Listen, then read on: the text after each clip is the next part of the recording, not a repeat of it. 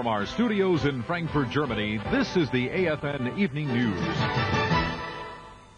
Good evening. NATO may be moving toward a wider role in post-Cold War Europe. It has plans now actively under discussion to use the alliance's military expertise and perhaps even troops in UN peacekeeping missions. The controversial idea came up at a meeting of foreign ministers in the new East-West Cooperation Council yesterday. Both U.S. Secretary of State James Baker and NATO Secretary General Manfred Werner support the idea, but add that all 16 NATO allies would have to agree to such a move first.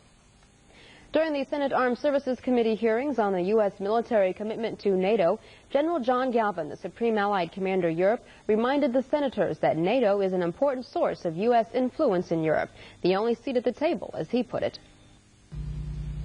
And it provides us an enormous amount of influence, not hegemony or not control, but influence over the shaping of the security situation in all of Europe, Central, Western, Eastern, including, of course, the Atlantic and North America.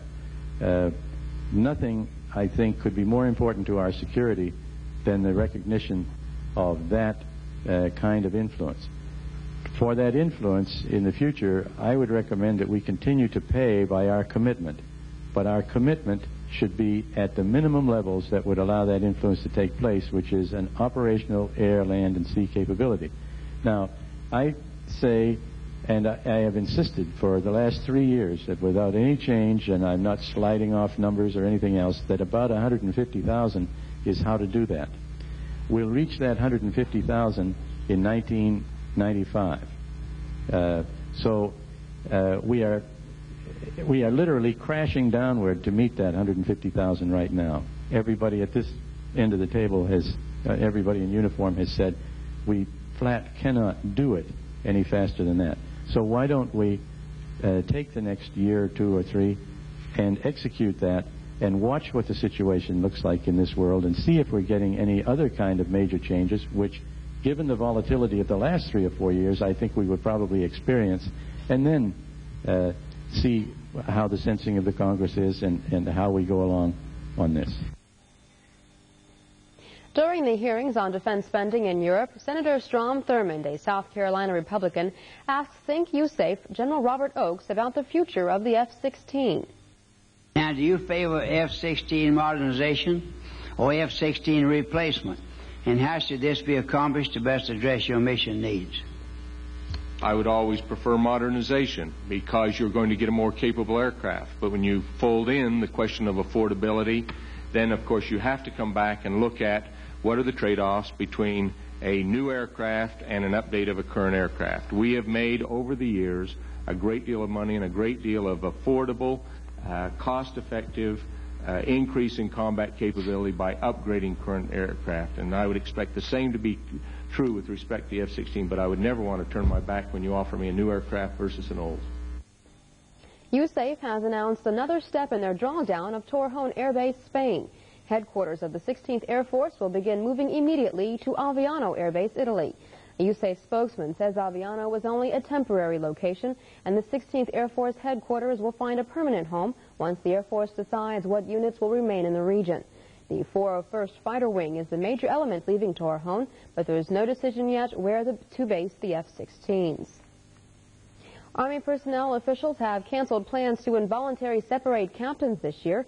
The Army needed to cut 700 captains from active duty, but they have had that many volunteer to leave. For majors, it's another story, as Sergeant Ed Josie reports. The Army still needs to cut the number of majors on active duty. A reduction in force board for majors started this week in Washington.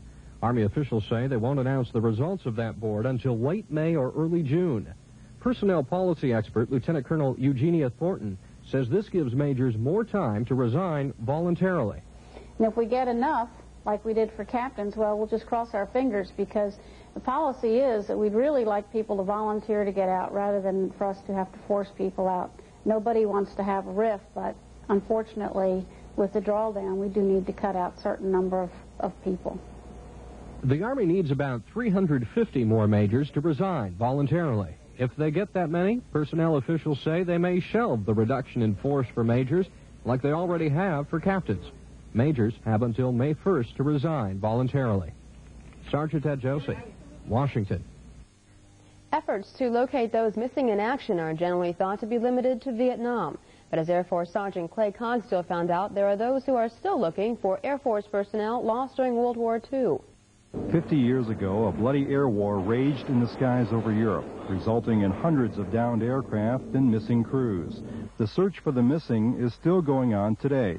2 Germans have been recovering World War II airplanes and pilots since 1989. Uwe Benkel and Otto Schmidt have found 7 planes during their 13-year partnership, including an American bomber downed in Hungary. There they found the remains of 8 crewmen.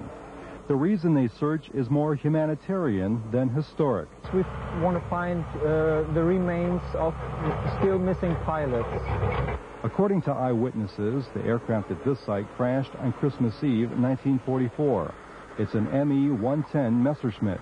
None of the crew was found, but a number of items were recovered, including this map that probably belonged to the pilot.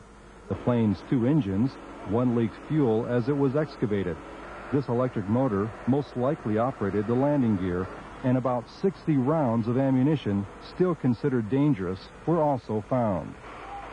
Volunteers used a variety of tools and machinery to recover the aircraft. Some also brought along some memories. Those are my comrades who died. Benkel is also working on the recovery of 2 American planes, one believed to be a B-17 bomber, the other a P-47 fighter that crashed south of Kaiserslautern. The remains of the aircraft will now go through an identification process and eventually become part of a German military museum. Sergeant Clay Cogsdill, EBS News, Schwedelbach, Germany. Tonight is our final report on Exercise Silver Eagle in Botswana. Joe Garvey tells us that while the airborne combat team out of Vicenza, Italy, taught the Botswanan soldiers a great deal, they learned some pretty valuable skills themselves. The 2-week exercise in Botswana was designed to let the U.S. Army Europe Airborne Combat Team out of Vicenza, Italy, share their skills with the Botswana Defense Force. But these USARA soldiers learned a few things themselves, like how to live off the land in Botswana.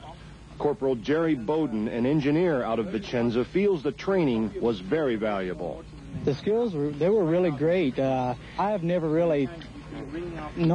known how to capture anything, or as far as setting a trap to catch a bird or a rabbit.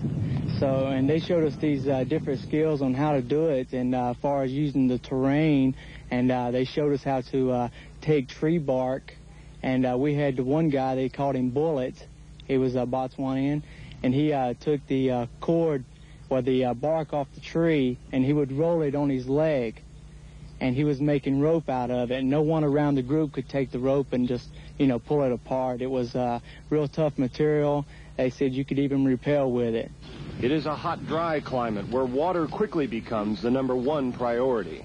They took a plastic bag and wrapped it on a lot of limbs on a bush, and the leaves would draw moisture from the heat on the outside, and it would.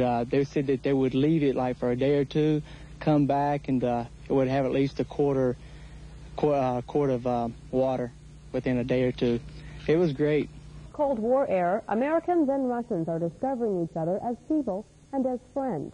For example, something totally impossible a few years ago, a group of elementary school children from Frankfurt has visited a Russian army base in Weimar, in the former German Democratic Republic. Gary Bartell reports. When AFN visited their classroom at Atterbury Elementary School, the students were working on a videotape to send to the Russian school they visited, and several of the students who stayed overnight with Russian families shared their experiences with us.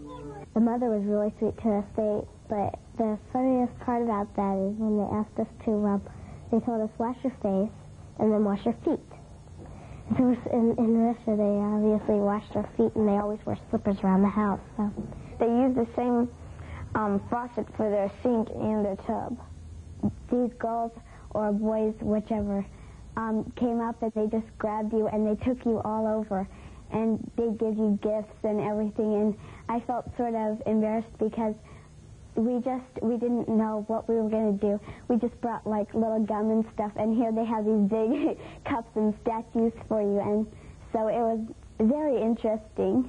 At the very end of our Weimar trip, it was really emotional. All all the girls and the ladies, they were all crying and just holding your hands, and they just wouldn't let you go, like they would never see you again, and they're not going to see us unless they come to visit us in April at our school. During the 3-day visit, the American students ate lunch at a Russian Army dining facility. They participated in a concert and a dance program at the Officers Club. They visited the Russian Military Museum and visited a Russian elementary school. This was probably one of the most exciting experiences that I have ever had as a teacher, and I hope it was equally exciting for the pupils. They were thrilled to meet the Russian children. There was such rapport between them almost instantaneously. The Russian children gave our children many gifts, and we brought gifts also for the Russian children, and it was just amazing to see how quickly they formed friendships. The Americans hope that they'll be able to host the Russian students in a return visit here in Frankfurt. Army Corporal Ken Devaney reports. As the only commander the 98th Area Support Group is known, Colonel Frederick Hoos leaves the 3rd Infantry Division, having forged a bit of history. As part of the USARA-directed Community Command Plan, the military communities of Würzburg, Schweinfurt, and Aschaffenburg were restructured, and on July 15th of last year, the 98th ASG was formed. Colonel Hoos, then commander of the 3rd Infantry's Division Support Command, was chosen as the man to direct the newly formed ASG through its delicate early stages. In this change of command ceremony, he leaves Marnland, but not without establishing a strong foundation for his successor. The ASG has evolved into a superb community which provides us our way of life. Our daily well-being was continually assured in their able hands. Anytime one takes over a new command, let alone one that has barely been established, there are going to be hardships. What was the biggest challenge? Well, the biggest challenge was try to figure out what we were going to do. We had to lay out a plan and define roles for 4,000 employees as the 7th Corps was going away, and we were starting from scratch.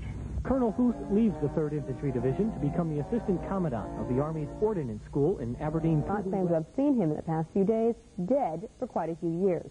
But in Germany, where he was once stationed, Elvis's memory lives on in the barber who used to cut his hair.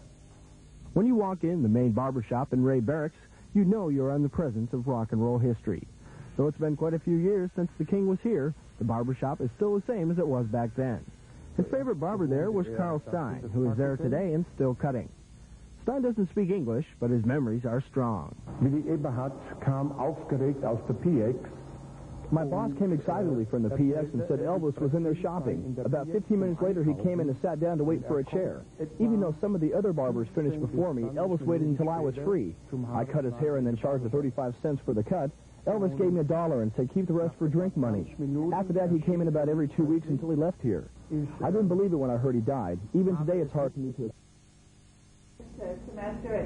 Last year at this time, the Dodds Germany conference was overshadowed by the Persian Gulf War. This year, Dodds is in the spotlight, with the hot topic being the drawdown. As the military draws down its force, the number of our students will go down too. I can't tell you the numbers or which schools will close, but certainly we anticipate a significant reduction in the future. They may not have all the answers, but those gathered here are all committed to sustaining quality education despite the drawdown. In fact, many hearken back to the old saying, it's not the quantity, but the quality that's important. And that, they say, will not be compromised. I think that the students will not feel the effects of the drawdown. I don't think that we will see any deterioration in programs, in the type or quality of programs that we're offering, or in the number of programs. Those will be pretty constant. We intend to maintain the high-quality education program we feel we have in place now, but there's always room for improvement, and that's what we work at. The drawdown will not affect the quality. Although the theme of this conference looks toward the future, it is the issues of today that will determine which road to take. In Bad Kitzigen, Army Corporal Ken Devaney, AFN News. Dodds teachers in Europe were included in USARA's request to save money with an early retirement for civilian employees. However, while DA approved... AN-22 transfer plane from landing at Ramstein Air Base. The plane, somewhat smaller than a C-5 aircraft, flew into Ramstein to pick up humanitarian aid collected by a private group of American students, the Kaiserslautern military community, and some local German communities. Once on the ground, the Russian flight crew members were met by a group of young students with roses. a very warm welcome that was unexpected. It was a very charming moment to see the children with the roses, the children like we have in our country, and it made them feel very good. The greetings were more than just roses and smiles. For the Russians, it was Westerners eager to begin a new friendship. Usually we, after landing, we get out and nobody meet us in other countries, such like the way like here. Even though the humanitarian project was a private effort, the role of the Air Force was simply a volunteer one, coordinated by the commander of the 608 Military Airlift Group, who's also the parent of one of the students that participated. As far as the Air Force's participation at this point, they have been nice enough to allow us to land at the base here and to use the ramp. The crew will be staying on base also, which is kind of a special treat for us. And aside from that, it's just been volunteer assistance. Several people braved the cold winds and rain to see the Russian aircraft, but most of all, to show support and let the Russians know that the young leaders of tomorrow hope for a long-lasting friendship. At Ramstein Air Base, Linda Frost, AFN News. Long before students in the Department of Defense schools at Ramstein and Kaiserslautern decided to gather supplies for the Russian city of Ivanovo, a bond of friendship was formed through an ongoing exchange program. Ivanovo is a special place for us because these are the people that came to our school. It started about 2 years ago. They came to our school and visited our school. Their main goal is to help other people, and we are so pleased about it. After the American students learned about the difficulties their newfound friends were having, they decided to gather food, medicine, and clothing. They called their project Jet Hop, or Joint Effort to Help Ivanovo. I feel like it's helpful to the Russians that they don't have much food, so we can help them get back on their feet.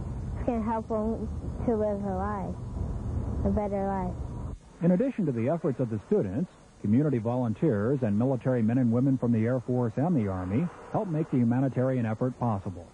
Together, they managed to gather more than 53,000 pounds of relief supplies that were loaded for delivery on a Russian military transport aircraft that landed at Ramstein. We thank you all for the meeting. It was very nice, great. We never expected. Seeing the Russian aircraft being loaded on the base was a major success for the Jet High project. But if student exchanges between the Americans and the Russians continue, perhaps the biggest success will As the Army's largest forward deployed corps, 7th Corps has reduced its numbers from 149,000 to just under 1,000. In 1951, when 7th Corps set its headquarters in Stuttgart, this area, the Neuschloss, was in shambles. It's been restored. It's quite beautiful. It's almost as if the Founding Fathers knew that 41 years later, they would be hosting the farewell ceremony for the Jayhawk Corps.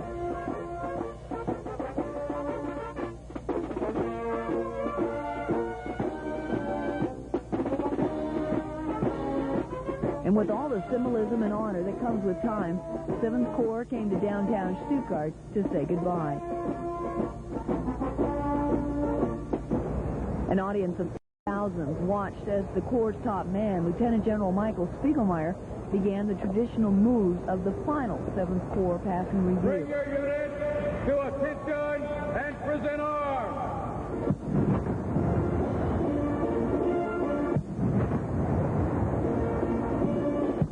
The city walls reverberated with the sounds of a 17-gun salute, and USAR's commander, General Crosby Saint, accompanied the Jayhawk commander in a final walk around the military representatives of Canada, France, Germany, and America.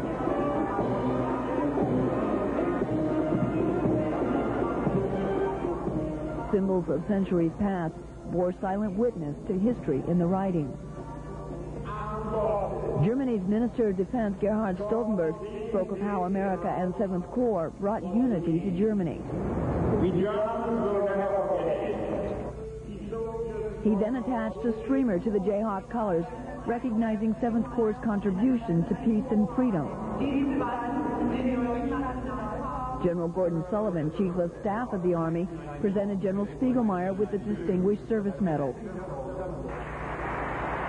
A A statue portraying the American soldier was presented to Manfred Rommel, Lord Mayor of Stuttgart, as a symbol of the friendship that comes with neighbors. We wish you luck, and we wish you success in America. And please, if you like, come back. You're always welcome. Thank you very much. In remarks to the assembled audience, General John Galvin, commander of U.S. Forces Europe, and one of 10 former 7th Corps commanders present, spoke words of pride. The forward-thinking and innovative training that has been part of 7th Corps, and I would say that Butch Sink has had a great deal to do with all that training, has laid the groundwork and been the model for the flexible, mobile, multinational forces that are the cornerstone of NATO's new alliance and new strategic concept. General Sullivan expressed a message of departure. And as the Chief of Staff of the United States Army, I speak for the hundreds of thousands, indeed millions, of soldiers past and present who have served honorably in this Corps. Serve to remind General Saint conveyed the emotions of the moment. Was it worth 40 years of struggle? I can only point to the emotions of goodwill evident at the ceremony today, to a reunited Germany, and to the emerging but not complete triumph of human dignity and individual rights in Eastern Europe, and respond, yes, it was well worth the price. And as the sun set on the German courtyard and the soldiers of 7th Corps, General Spiegelmeier wrote the last lines of this page of history. Today, mission accomplished. Jayhawk 6 out.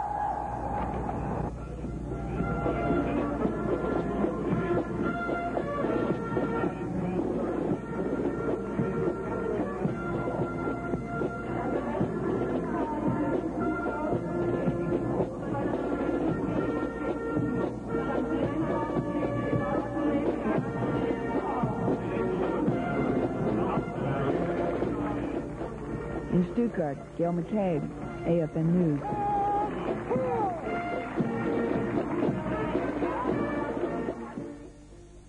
Gail also brings us these reflections from 3 former 7th Corps commanders.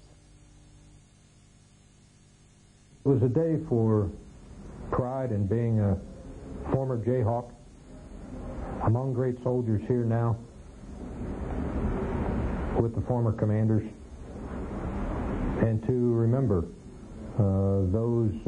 those things that made for success in the past, and to, in the spirit of 7th Corps and the Jayhawks, carry those great things on into the future for our Army.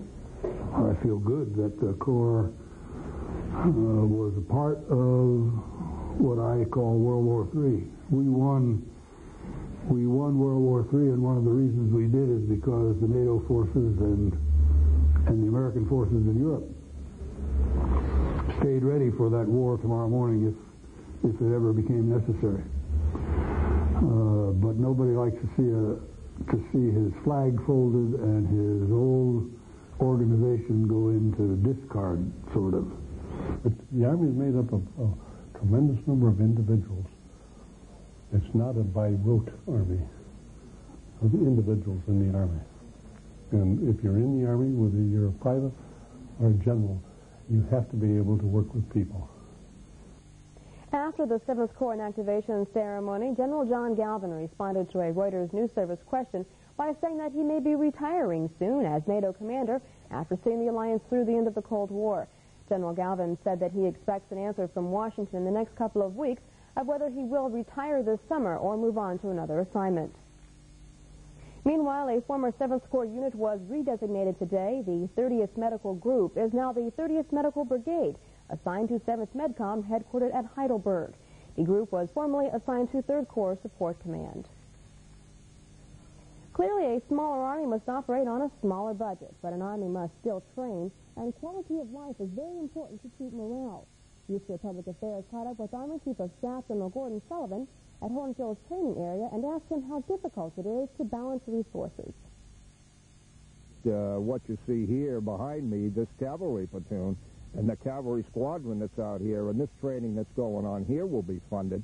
And we will also fund the quality of life programs that we have in place for the families and the troops that remain. Now, one way that we're doing that is by cutting force structure, and the reason that the Army reduced 4 divisions, and I'll have to take 2 more out by 1995-96, is to get the dollars to stay trained and ready. The message is, what you keep trained and ready. And I'll find the resources to do that. General Sullivan spent most of the day observing 3rd Infantry troops on mock warfare. Military members on leave can now save a lot of money flying Space A, and it's a lot easier now. Tech Sergeant Bonnie Marcel visited the MAC terminal at Ramstein Air Base to find out how. Last fall, the Military Airlift Command tested 5 ways to make space-available travel more convenient. 4 of the 5 programs are already being used in the Air Force, and the 5th one is still being tested. The changes include being allowed to sign up for all destinations instead of only 5. The baggage weight limit has been increased to 140 pounds for 2 bags. Travelers may remain on the Space A backlog list for up to 45 days, and signing yourself in on the Space A list is available to avoid waiting in long lines at the counter. The program still being tested is the shortened 2-hour showtime for C-5 flights. The changes are designed to make travel in Space A easier, and Master Sergeant Tommy Lee has a few tips on what the passenger can do to make the trip even smoother. Come to the terminal and be prepared. Have all your documentation. That means having your ID cards, passports, and or visa to the location that you're trying to go to. And make sure you do have a completed leave form that is valid. Space A travel is a valuable benefit for